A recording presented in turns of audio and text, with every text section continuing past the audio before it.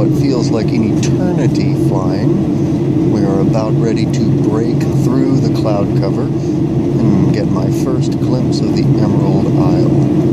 Oh, right down there. Right there. It is definitely green.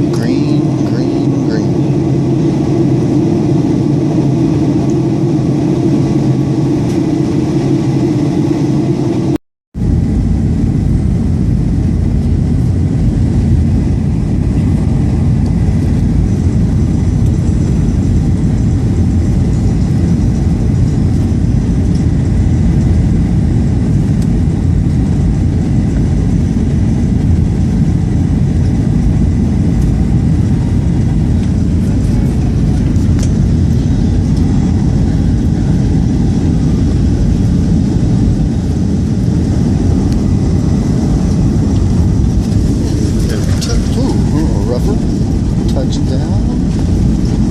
Welcome to Ireland.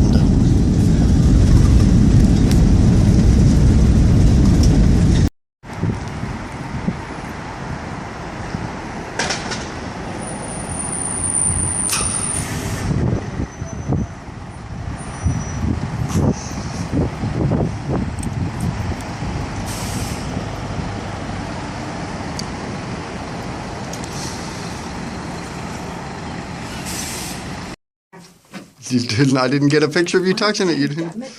Well, you got to get down there. There you go. What are they doing? Making an episode of Quincy?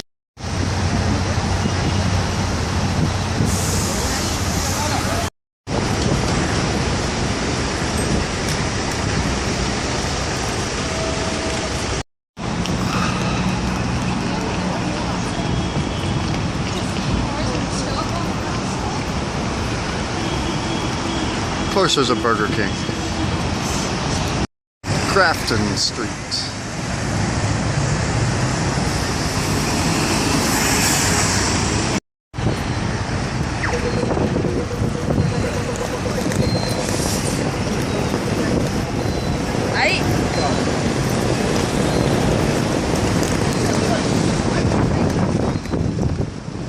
Did you touch the mummy? Yes, I did. I got it on his video. Finger. That's his old finger. I don't think it's that far away. Only if you don't want to really walking. But I brought my walking shoes.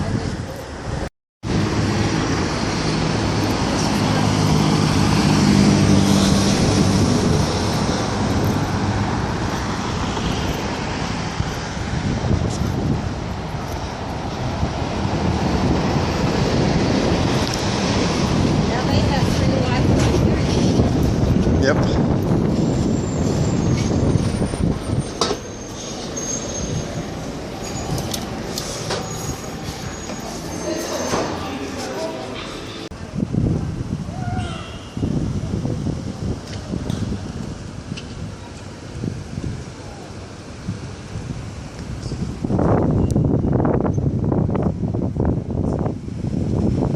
The lobby of our hotel here in Dublin, the Spencer Hotel. Quite swank. There's me. And over here is Mom sitting by the fire. Ready to go out touring again. We're going to see Temple Bar and a number of other things. Outside of the Spencer Hotel. Getting ready to go for a walk. See a little bit of the city. We're going to head over and try Temple Bar in just a minute. Over this way. Samuel Beckett Bridge here on the River Liffey, which is right across the street from our hotel. Dublin is a very urban city. As you can see, here is the Spencer Hotel where we are staying, right there.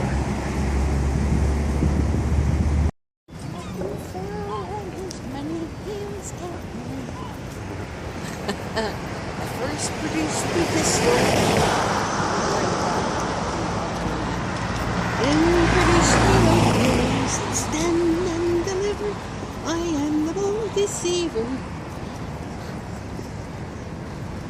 Make sure. No way. Wonder what that is that's covered in. I have my own line of food here. Here I am in the Temple Bar district here, having a little look with my mom, and might even have a pint at some point. But right now I'm just walking around running out my battery on these old medieval streets.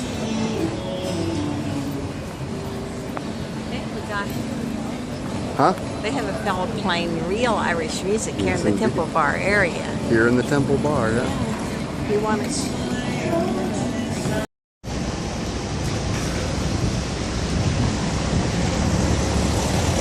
About ready for a pint? Yes. Pint of something, but not necessarily Guinness. Oh, look, there's a TGI Fridays. I feel just at home here in the Temple Bar.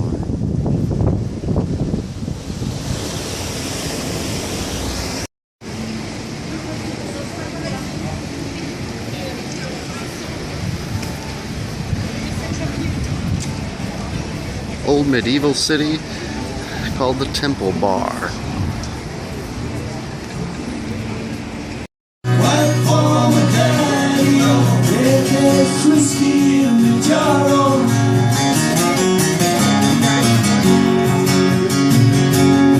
Yeah, it was early in the morning, long before I rose to travel. Well, came a band of footmen, led by that vagabond, Captain Farrell. I first produced my pistol, cause she'd stolen away my radio. But she went and sold it on eBay, so a prisoner I was taken, yeah, with John and dum-a-doo-dum-a-dum. Like for my daddy, oh, like for my daddy, oh, yeah, there's whiskey in the jar, oh.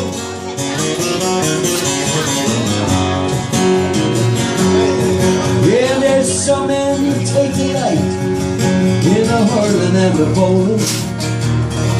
And there's some men take delight in fine carriages rolling around Dublin town. That's my pint sitting down there waiting to be finished. In the juice of the barley and corn to pretty family in the morning, riding early there with your ring on the dune on the dot. Right for my daddy, oh, right for my daddy, oh, Thank you. whiskey in the jar, oh.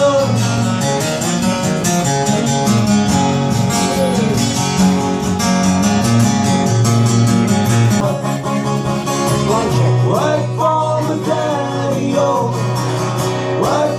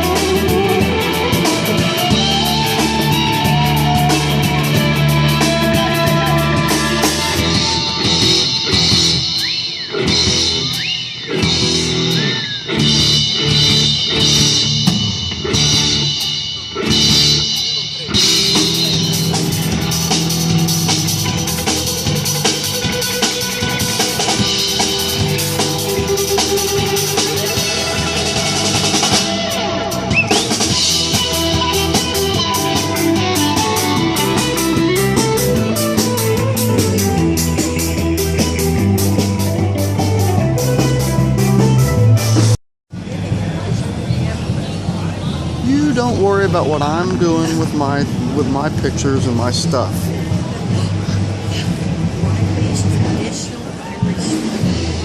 Oh, it's all right.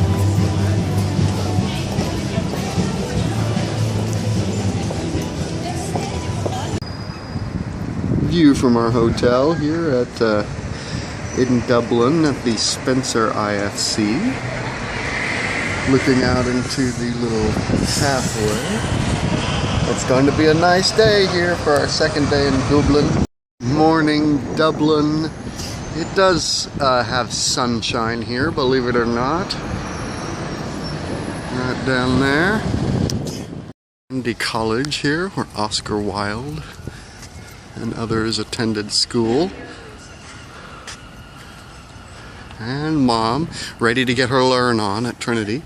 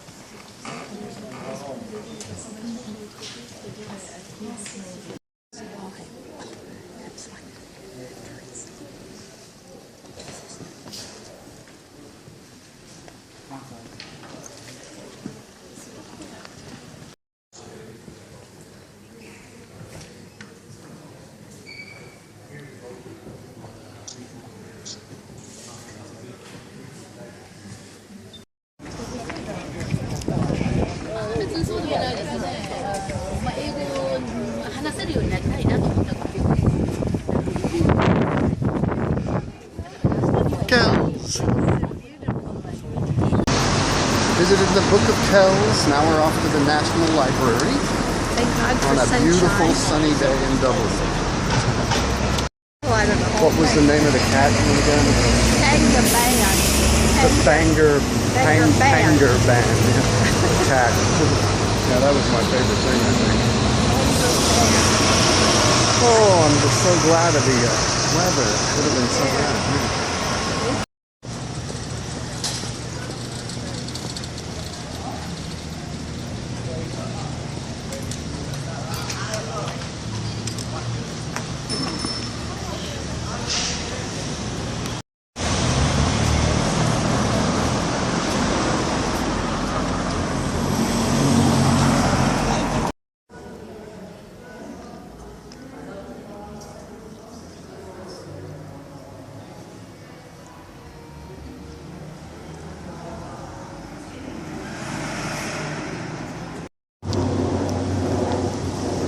National Museum of Ireland. We can go in and see some antiquities so that we understand what we're going to see later on. Brian Boru Museum.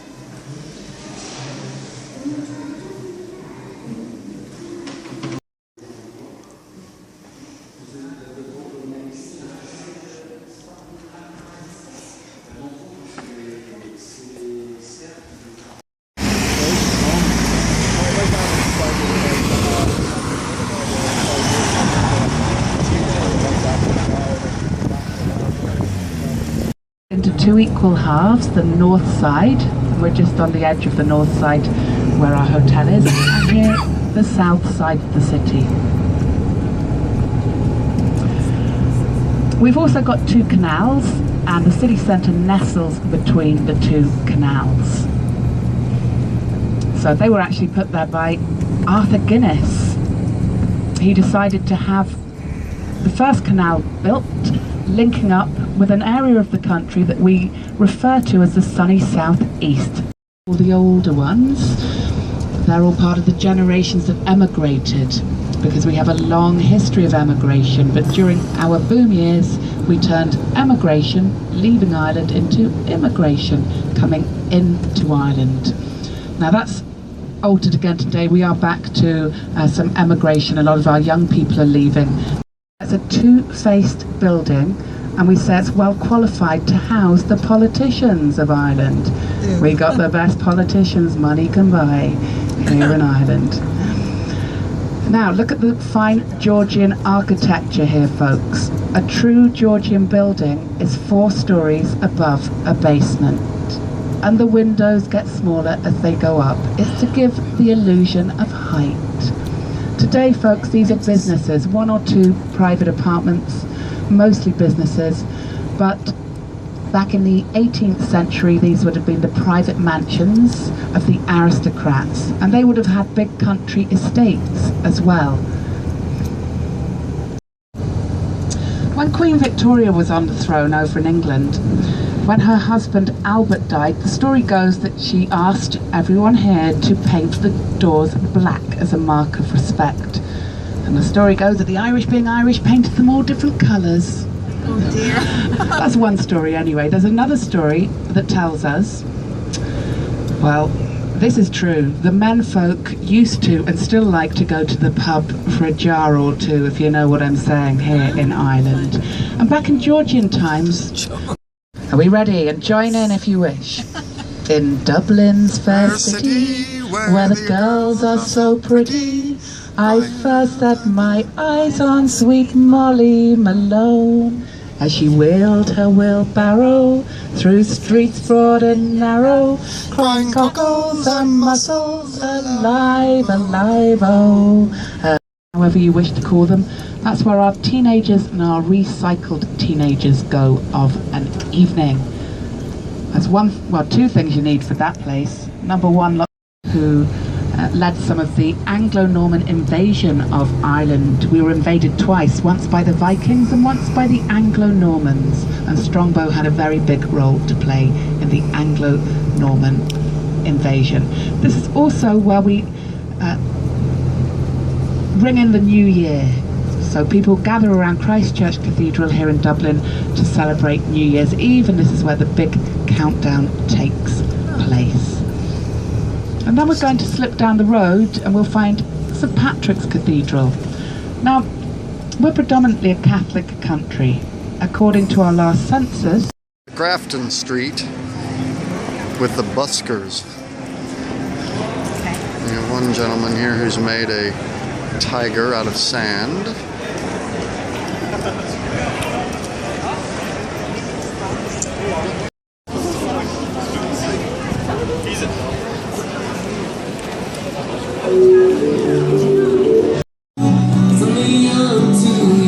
my son. Said I'm caught up in a dream. Life will pass me by if I don't open up my eyes. Well, that's fine.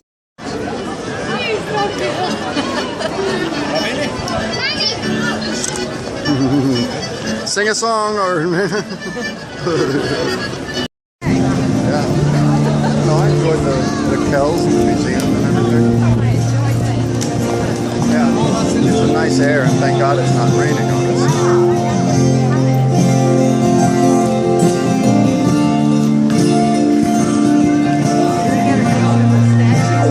Yeah, I got it.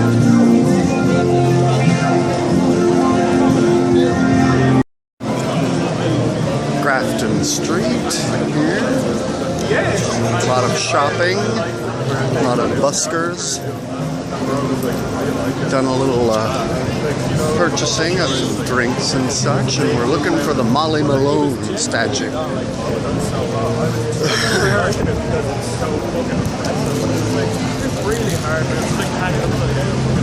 Sing it.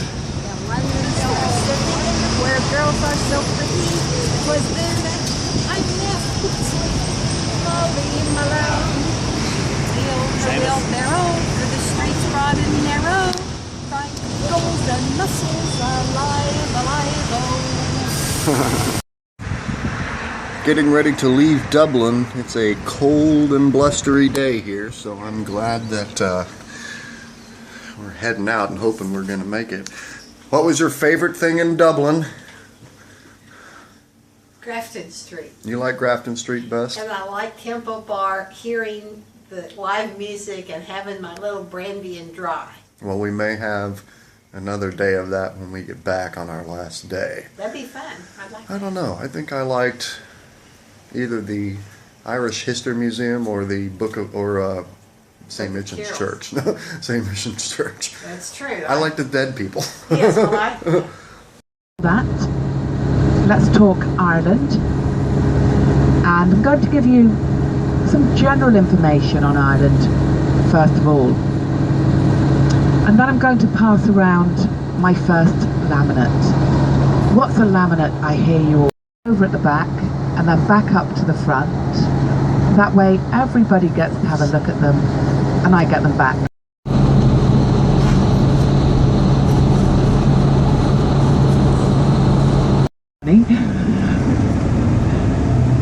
But the curragh we associate with two things, or three things actually. We associate in their finery to attend these races. So the buildings ahead of us to the left, they're all part of the army camp. Started raining, but I've got my brelly and I'm prepared. We're at the Irish National Stud where they do horse breeding. Second largest horse breeding in the world beyond Kentucky, they say. So, gonna go see some horses, and it's raining, but it's not raining as hard as one might think it might. So, in Hawaii they would call this pineapple juice.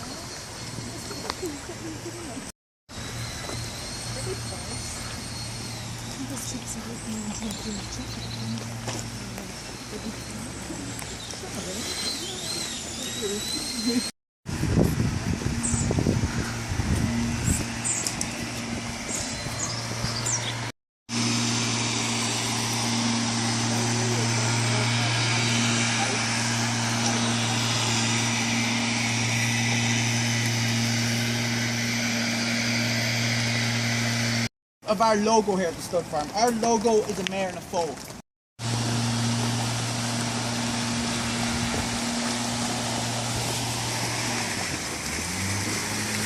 Offices, that's where the brains of the operation are, inside the main offices. That is where money is earned and lost. So we have bloodstock agents inside there, and that we be making hopefully the best decisions for attracting and trying to invest in having.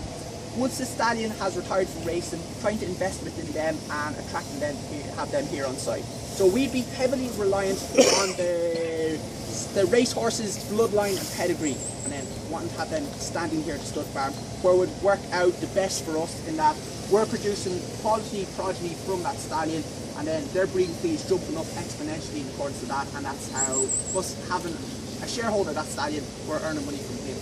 So just I'm thinking of it in its simplest form, and I don't mean to be crude or vulgar when I mention this, but with the stallions are your gigolos. Our bloodstock agents will be the pimps promoting them in their best possible light. Every time they successfully breed with a mare, because it's no foal, no feed, it's not until they've actually successfully bred a mare that the money will actually exchange hands. That's how we're operating, that's how we're doing business. Posters of their accomplishments.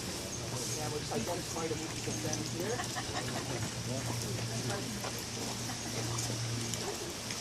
That's what he needs. So, before we get up to the living legends, these are the race horses for the leprechauns. Oh, So just here on your left, you have Homer coming up to say hello. That's Homer Simpson. Sheltered under the tree is Margie Simpson, and then their offspring is Tinkerbell. So Tinkerbell's coming to say hello. That's Homer Simpson, Margie, and Tinkerbell. And these are Falabellas. So Falabellas, their origins go back to Argentina. So they get their name from the man who originally bred them, Senior Juan Falabella. He wanted to breed the smallest horse he could possible. So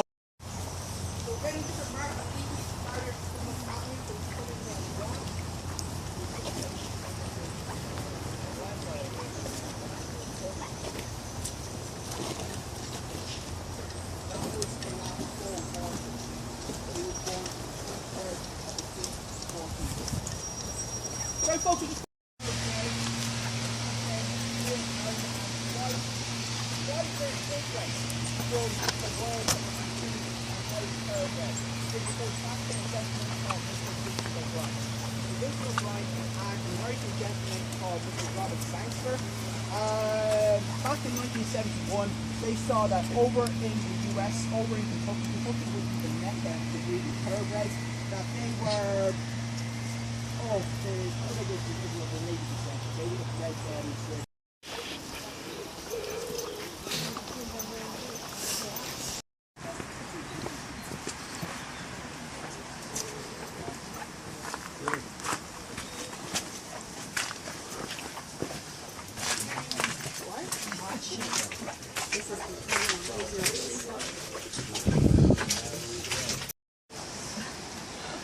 Aaron, Come on, where are you?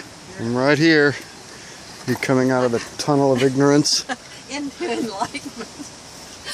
I just stepped in water to my ankles. Yeah. Down there. It was the pool of solemnity.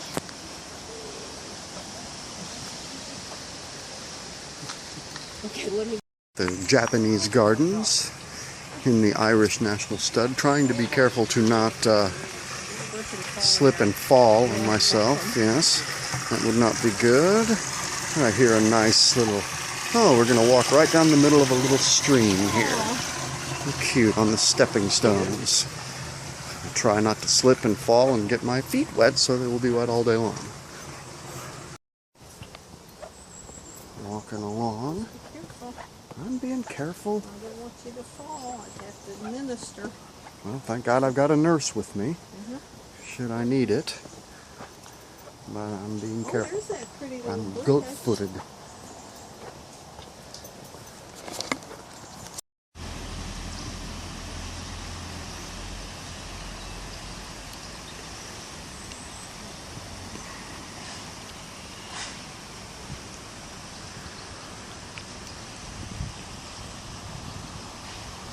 Get a lot of enjoyment out of. So we're going to put those out to you because, let's face it, you didn't come here to sit in your... A lot of tower houses, just like this one, and most of them look like that today in states of disrepair. So they were fortified homes. King Henry VI of England gave people a £10 grant from England to come over to Ireland in the 15th century and build these. He was trying to anglicise Ireland. The lovely town of Cashel, where we are looking for a little something to eat, and then we are going to head up to the rock of Cashel so that we can Yeah. See the first castle of our day.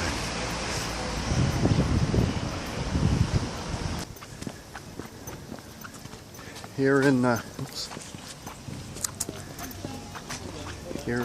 Cashel, heading up to the rock, which you can see right up there. Right up there, heading up to the rock of Cashel as we walk through this very quaint town. Haven't eaten yet because we want to see the rock. But after we see the rock, we'll grab a bite to eat someplace. There's the Rock of Cashel shop. Do you think?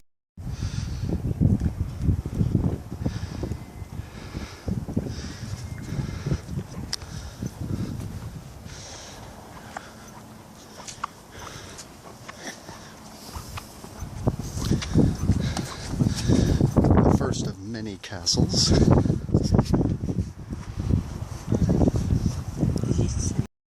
This is the Rock of Cashel, where St. Patrick preached.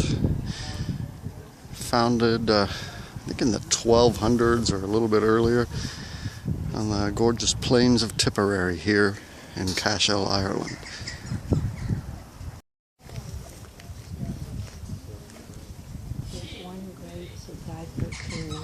I hadn't seen that. Some of them are relatively new, actually.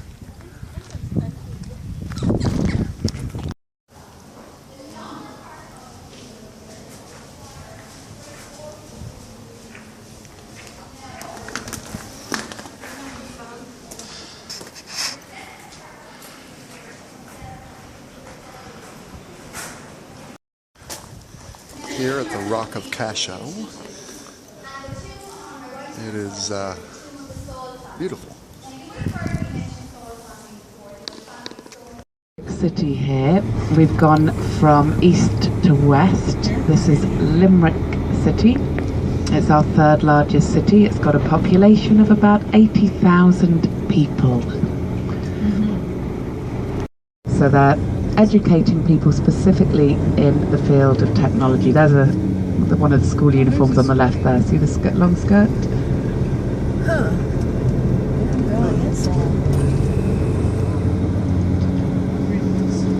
People often say, oh, Limerick, Angela's Ashes. Are you familiar with the book?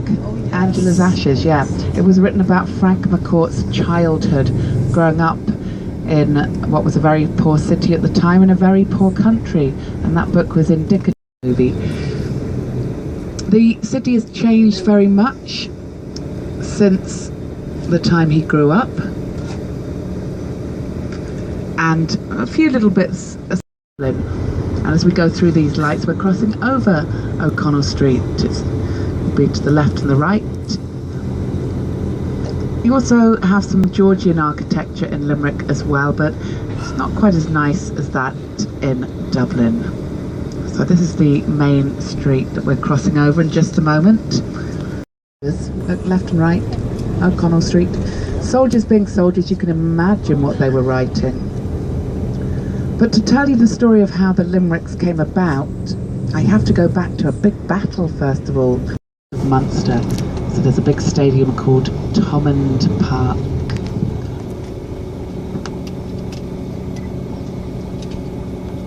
In stone was the Tower House, like the building we saw at the side of the road when we were heading to Cashel earlier on. Can you see it just to the left of this yellow sign? There's the fairy tree. That's what it was all about. This right here? At the cost of millions of euro, we saved our fairy tree here. So respect to the fairies. Hey. What do you think about that? Who's laughing? We are in our hotel room in Ennis after a drive through Limerick and past the Rock of Cashel. Not as modern, but it's cute and it's clean and it's quaint and has kind of a cute little view out here, out the window of the town of Ennis. Gate Hotel here in Ennis is very cute. and ready to go. The doctors there do total things. When I was in the hospital OR, total knees, open, in AAA, those were in carotids. Those are effective seated on those three. I get to do one. I don't expect to ever do carotids. Although carotids Mercy hospitals affiliated with Maryville, so I think St. John's and St. Louis is affiliated, and they have a huge psychiatric area in the hospital. So we did ours there, and then everybody in our program went to state. Everything will be good here.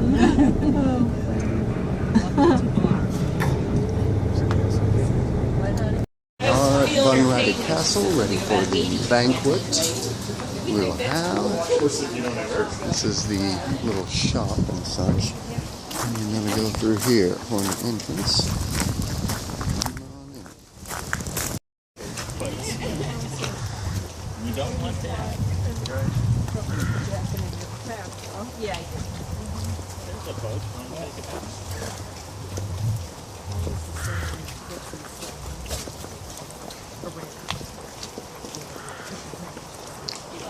Ready for a little mead. Sir. A little something to eat, my lady. Bring the mead. I just don't know when you guys are married. Cold all the time. Yeah.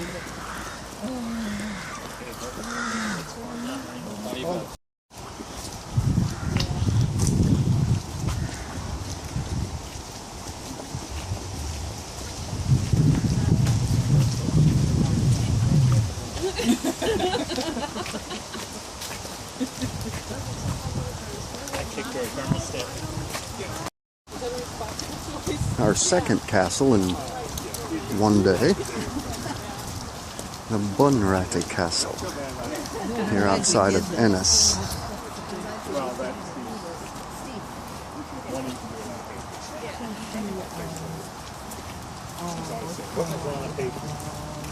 Bunratty.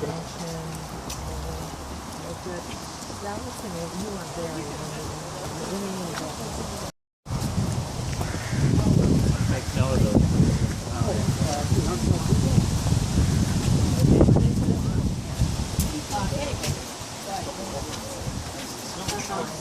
Yeah, they say all the time. Just nothing. Wet, yeah.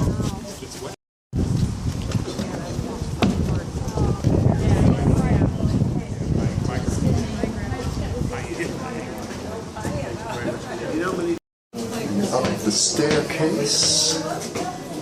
Oh, hey. I'm filming it this way, but hey, why not?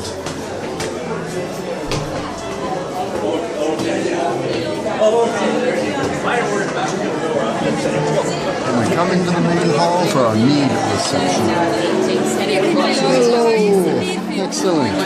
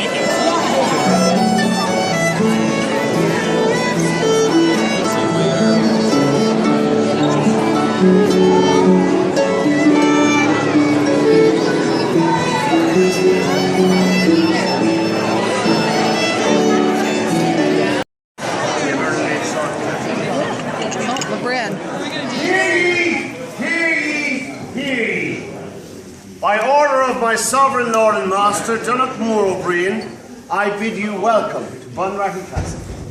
Good people, we stand here on an island. To the south, the mighty river Shannon. To the north and to the west, treacherous marshes.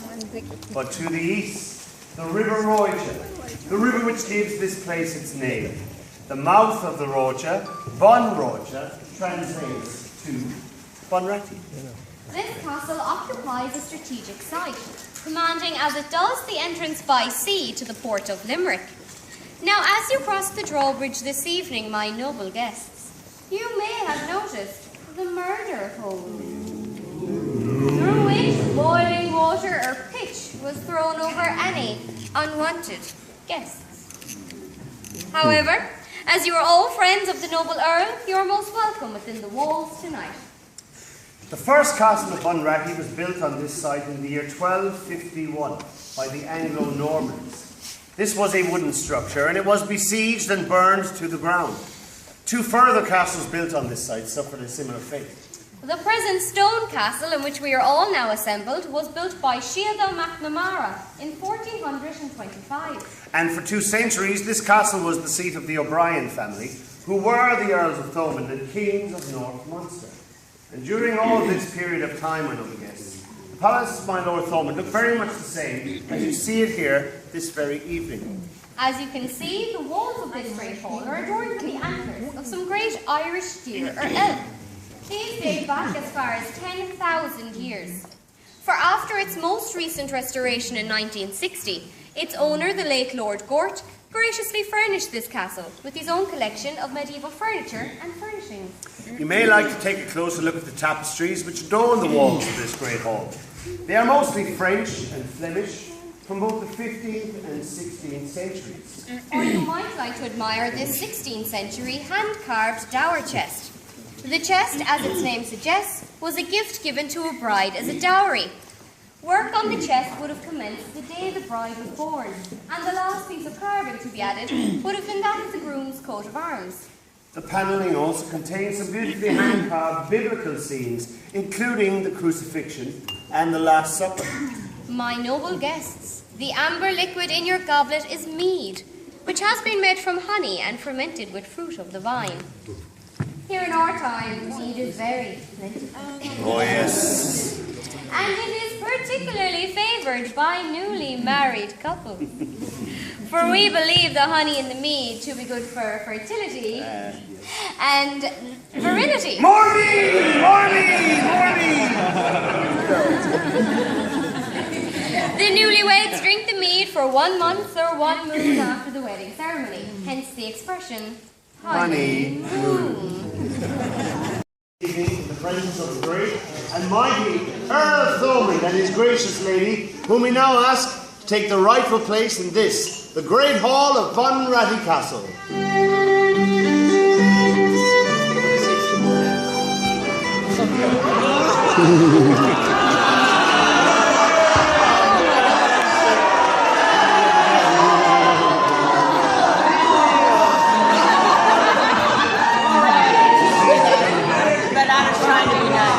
Wait, I need to get rid of this so I can be cool. That was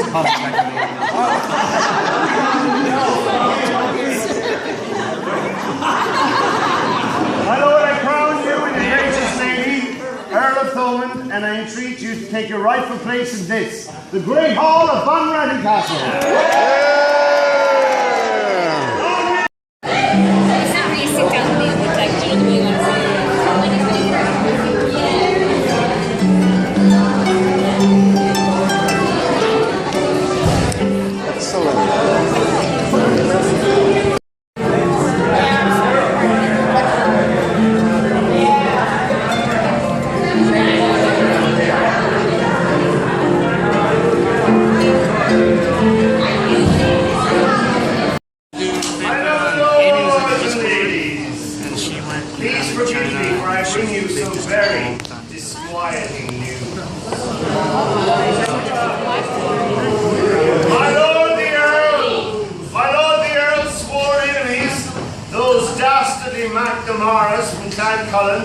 Are once again rampaging throughout our land and carrying off our capital.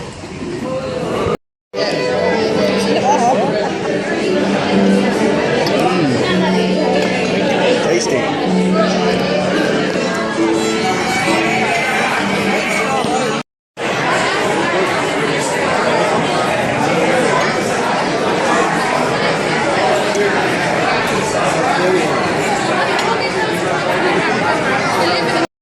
How's it taste? There's a power in your smile, sure as whom you beguile, and never a teardrop will fall.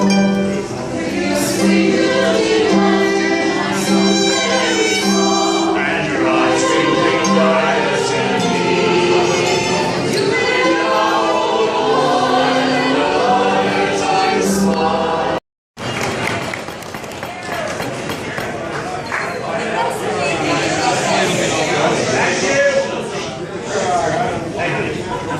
The recipe for this wholesome and nourishing dish has been kept a closely guarded secret. We boast that it is the best tasting bacon dish to be found in all of Ireland. However, it is at this point of the evening, my lord, you must put your chef to the test. I shall proffer these olives royale to some unsuspecting guest, and indeed, if he does not agree, this is the best tasting bacon dish he's ever had in his entire life, then that chef has cooked his final meal in this castle. Some unsuspecting guests coming up.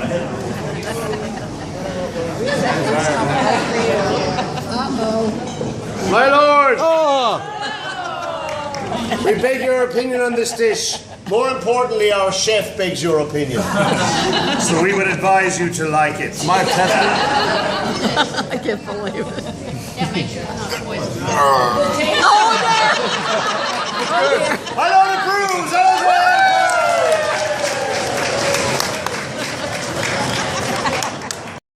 We don't know.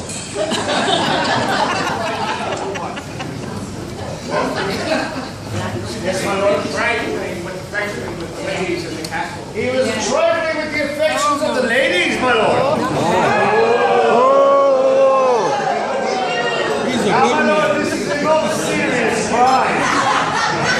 And my lord, what is the punishment to be for such a crime? Nothing. Down in the dungeon. To the dungeon, he says. Dungeon! Dungeon!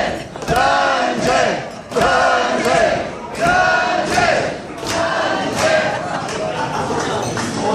My lord, the time has come for you now to name and shame. What is the scoundrel's name, my lord? Stop giving him the Earl Senior. We want our ribs. We have more ribs down here. Ryan. Ryan. His name is Cloney Goldie. He's right there, look at him. I can see you, my lord. You cannot see me, but I see you. Out you get. Seize him, Jim. All right.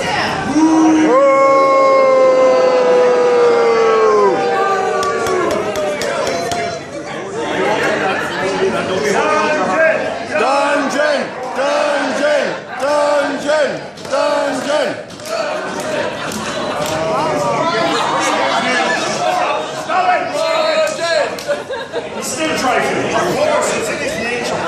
He's trying. Dungeon! Oh! What's that? Oh!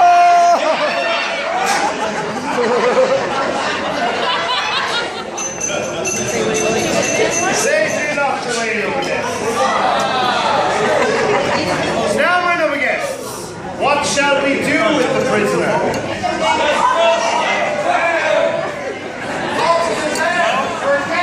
Draw and quarter him! In a rhyme. You can vote. My noble guests, shall we show him some mercy? Yes! Shall we show him some clemency? Yes! Yes, listen to his pitiful cries. Uh-oh, he's dead. He likes it anyway. I said listen to his pitiful cries. You shot me. You shot me in the leg. I'm very badly burned. Barely he begs your forgiveness. May I bring him before you? Yes! Bring him out, Jim.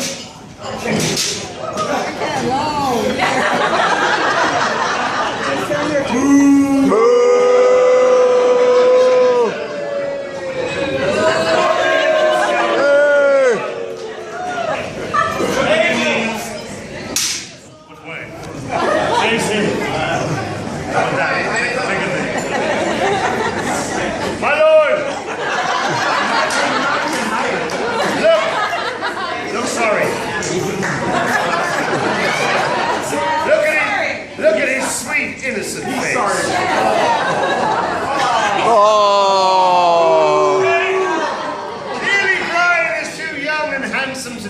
this night, don't you agree?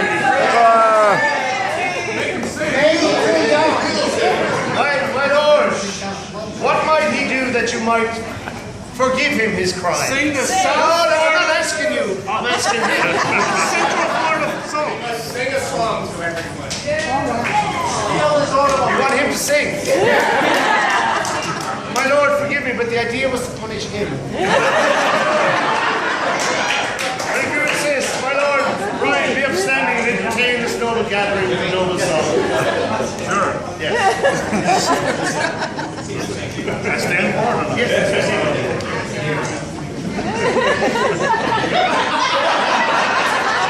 Is he turning?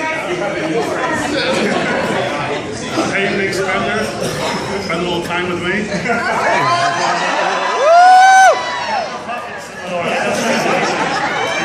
These boots are made for walking. whatever you want to do. Okay. I already did it. No.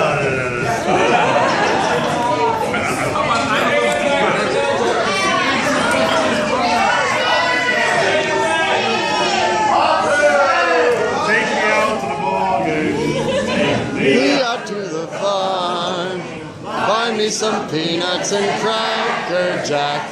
I don't care if I ever get back to its root. Root for the heart. It's a shame where it's 1, 2, 3 strikes are out at the old ball game.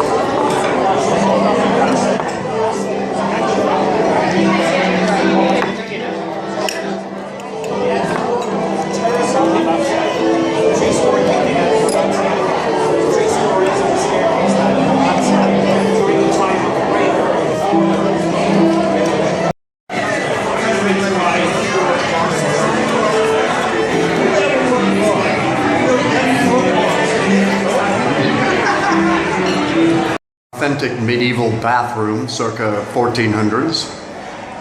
Good ride.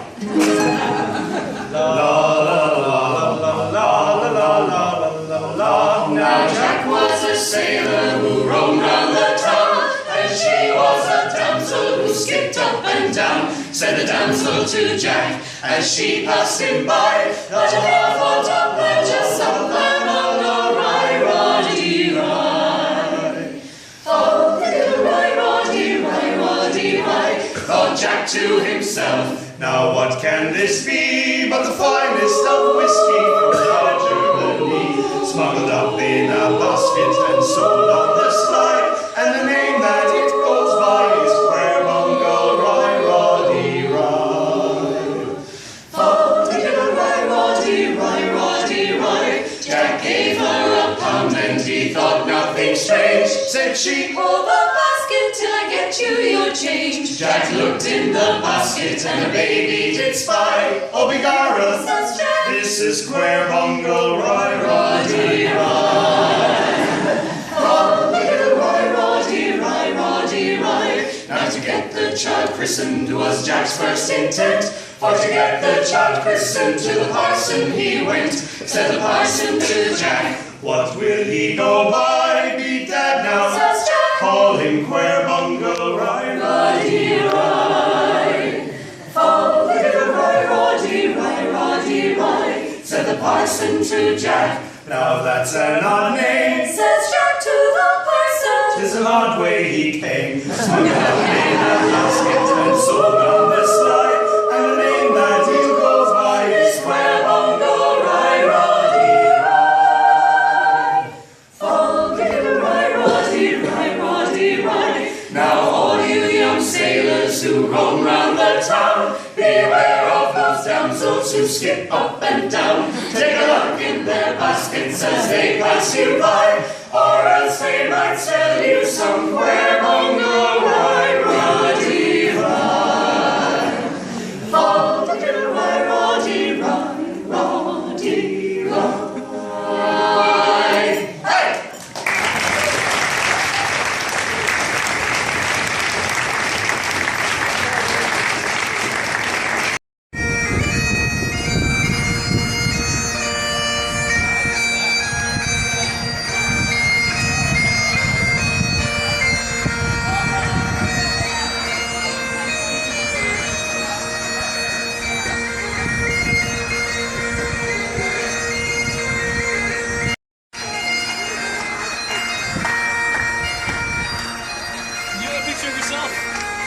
Yeah, actually, that'd be fantastic.